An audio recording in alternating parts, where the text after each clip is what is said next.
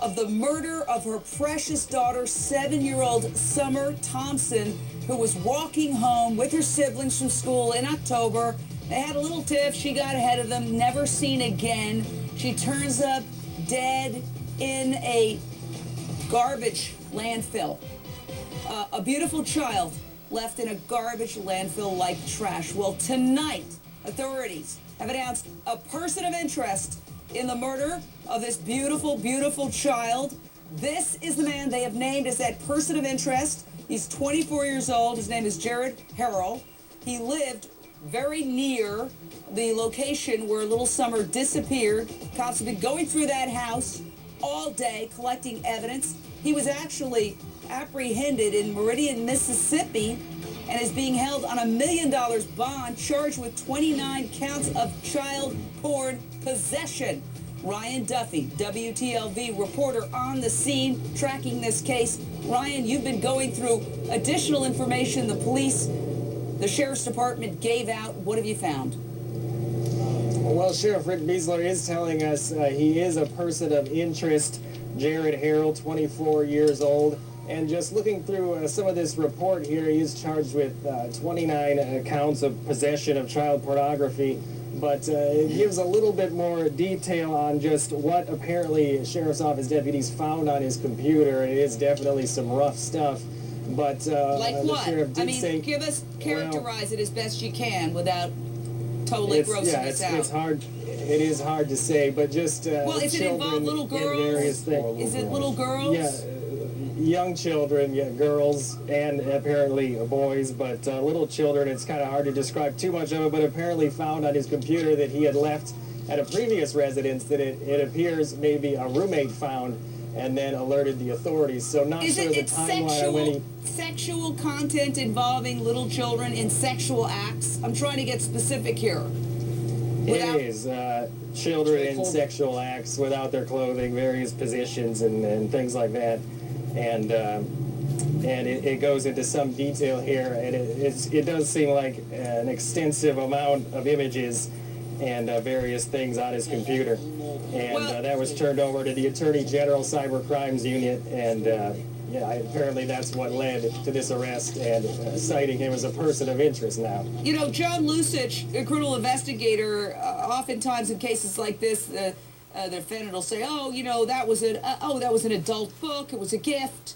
I didn't know or I didn't open the file." But when you have 29 counts, I don't think you can make those arguments, can you? No, you can't. I tell you something. I'll describe what he probably saw on that computer because I've done those investigations when I was with the Attorney General's office.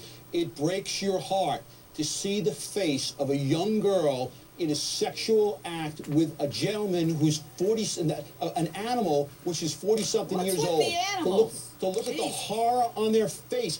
You do this to a little girl, you're a piece of garbage and you're an animal. There's no doubt in my mind. You're not an animal. I've said this all night and I'll say it again. Animals don't do this, okay? It's human beings who have a right to choose between right and wrong, who supposedly have the intellect, okay? They don't. They don't have it. But then don't call them animals. Call them very stupid, very depraved, very unevolved, sick individuals, because that's what goes on with these guys. And they categorize all their images right down to it, and they're so bent on this that's what happens to these little girls and boys. Something's got to be done about these guys. JP, California, your question or thought? I have a couple. Good. Firstly, why aren't we being more proactive by dealing with the 16, 17-year-old, 18-year-old who's already getting into pornography, who is going to hit in the direction of Mr. Harrell, and why are we still offering these guys who are already committing these acts against children? Why are we offering them protections in prison systems? Because it sure seems like we put them in protective custody. All right, I want to get Judge Seidlin's reaction to your comments, sir. Judge? Well, it's a balancing act. We have to follow our Constitution. We can't be like Iran. We have to balance the freedom of a person versus when they're entering into a criminal activity. And we balance it. We balance it with possessions of guns. We balance it with all the freedoms that we have.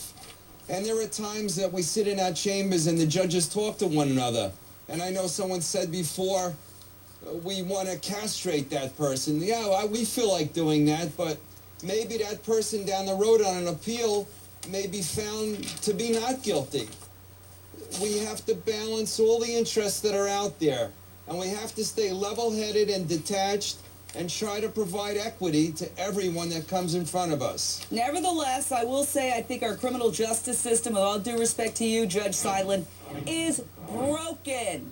It's broken and it needs a top-to-bottom overhaul. We're locking up so many nonviolent drug offenders. We're putting juvies in behind bars who are basically suffering from mental illness. But the real sickos, the predators, they're roaming. They're roaming. There's 100 sex offenders in the neighborhood of Little Summer Thompson. 100 or more. So something's wrong with our culture. We've just got to get to the bottom of it. Jane, you know, in Florida, though, we do have laws that can keep these individuals behind bars indefinitely, even after their sentence has been completed. We have Jimmy Rice and Jessica Lunsford laws that actually lend a hand to keeping the individuals, if they feel they're still a threat, before they get released from jail, they can be held indefinitely, civilly committed. So there are laws on the books. It's just whether or not they're applying them properly and applying them to the right individuals that they need to be applied to. We will stay on top of this story, and we are segueing to another very disturbing case.